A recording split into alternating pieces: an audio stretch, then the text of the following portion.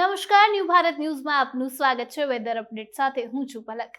ગુજરાતમાં કાળઝાળ ગરમી અને અસહ્ય બફારાથી પરેશાન નાગરિકો માટે હવામાન વિભાગ અને હવામાન નિષ્ણાત અંબાલાલ પટેલે મોટી આગાહી કરી છે।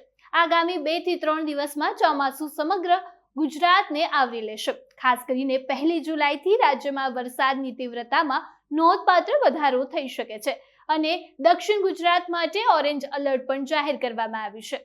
છેલ્લા કેટલાક દિવસથી અસહ્ય ગરમીનો સામનો કરી રહેલા ગુજરાતમાં વરસાદી માહોલ જામવાની શરૂઆત થઈ ગઈ છે। હવામાન વિભાગના અમદાવાદ કેન્દ્રના અનુમાન મુજબ 30 જૂને સૌરાષ્ટ્રના અમરેલી, ગીર સોમનાથ, ભાવનગર તેમજ મધ્યથી દક્ષિણ ગુજરાતના વડોદરા, ભરૂચ, સુરત, નવસારી અને વલસાડ સહિતના વિસ્તારમાં હળવાથી મધ્યમ વરસાદની આગાહી કરવામાં આવી છે।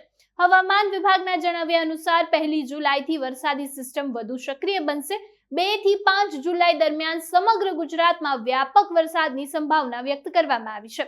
ખાસ કરીને 3 થી 5 જુલાઈ દરમિયાન દક્ષિણ ગુજરાતના અનેક વિસ્તારમાં અત્યંત ભારે વરસાદની આશંકાને પગલે ઓરેન્જ એલર્ટ પણ જાહેર કરવામાં આવ્યું છે, જ્યારે સૌરાષ્ટ્ર અને મધ્ય ગુજરાતમાં પણ ભારે વરસાદની આગાહી કરવામાં આવી છે।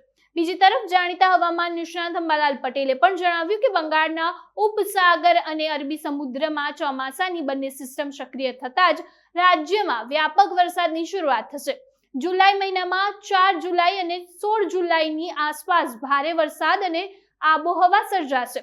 આ વર્ષે ચોમાસું લાંબુ ચાલશે અને સપ્ટેમ્બર-ઓક્ટોબર સુધી વરસાદી ઝાપટા ચાલુ રહેશે, જેનાથી રાજ્યમાં સરેરાશ 88% જેટલો વરસાદ નોંધાઈ શકે છે। તો આ તરફ આગામી 2 થી 3 દિવસમાં ચોમાસું સમગ્ર ગુજરાતને આવરી લેશે તેવી પૂરેપૂરી શક્યતા છે। ખાસ કરીને જુલાઈ મહિનાની શરૂઆતમાં જ દક્ષિણ ગુજરાતમાં પૂર જેવી સ્થિતિ પણ સર્જાઈ શકે છે, જેના પગલે તંત્ર પણ એલર્ટ મોડમાં આવી ગયું છે। આવી જ અપડેટ માટે જોતા રહો ન્યૂ ભારત ન્યૂઝ। નમસ્કાર।